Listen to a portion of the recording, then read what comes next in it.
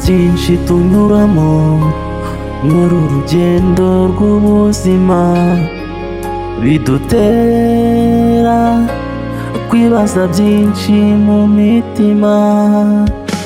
Iteka Yesu yaguteye utera imbere, none Mwami Yesu nyemerera mvuga ineza yawe.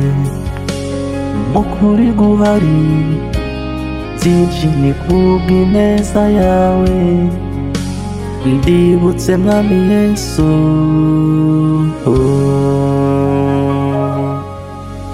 Cyagiye nari nihebye ndeba hirya no hino, nta mucunguzi nabonaga kandi sinabonaga n'imbere. Iteka watubereye inkingi yo kubaho, none Mwami Yesu reka mvuga izina ryawe. None Mwami Yesu reka mvuga izina ryawe, kandi hahirwa ugufite ku mutima, uwo niwe uzahabwa. Uwameze nk'igiti cyatewe ku mugezi amababi ntazuma, none Mwami Yesu nje imbere yawe.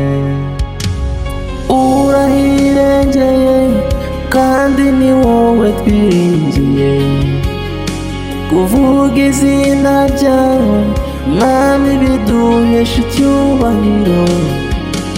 None Mwami Yesu tuje imbere yawe, none Mwami Yesu tuje imbere yawe.